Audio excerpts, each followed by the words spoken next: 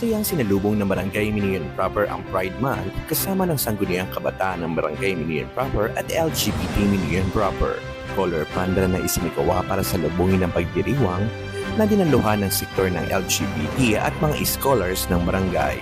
Buong pusong sinuportahan ng punong barangay, Kapitana Irene Biteng, kasama ng LGBT Minion Proper founder Kagawad Jason Kama. Kinagayuan rin ang isinagawang paliga ng basketball at volleyball para sa mga miyembro ng LGBT na kung saan iba't ibang koponan mula sa iba't ibang sityo ng barangay ang nakiisa upang makilahok sa nasabing palaro. Naniniwala ang pamunuan na walang diskriminasyon pagdating sa sports. Nagsagawa rin ng film showing sa Pagcor Multipurpose Court sa pangungunan ni SK Chairwoman Kayla Martin Bacaron and Council na kung saan dinaluhan ng mga scholars ng sangguniang kabataan ng Minion Proper. Nagkandak rin ng HIV testing at HIV awareness seminar upang mabigay kaalaman sa mga kabataan patungkol sa tamang pag-iwas sa sakit na HIV.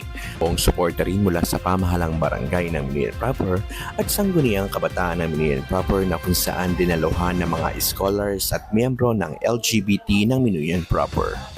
June 29 sa pagtatapos ng selebrasyon ng Pride Month, isang malawakang Pride March ang ginanap sa Pagcor Multipurpose Court na kung saan dinaluhan ng mahigit 500 na katao mula sa LGBT community ng Minion Proper, sangguniang kabataan, scholars at mga homeowners association. Buong suporta rin mula sa mga kawani ng barangay na Minion Proper na nagpahayag ng kanilang suporta para sa mga kapatiran ng LGBT. Kanya-kanya namang rampa ang mga kandidata sa ginanap na Pride Night Miss K Minion Proper 2024.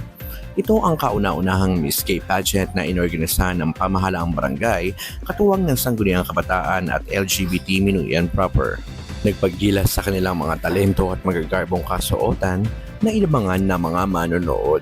Jurado mula sa iba't ibang barangay na kabilang sa LGBT community ang humusga sa nasabing programa.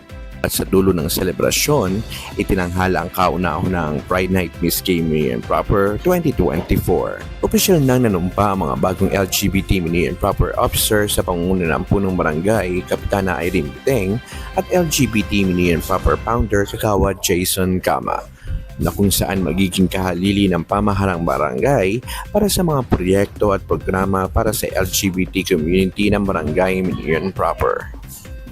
Para sa Balitang Barangay Minion Proper, ako po si Darren Bantayan, Barangay Public Information Office. Maraming salamat po.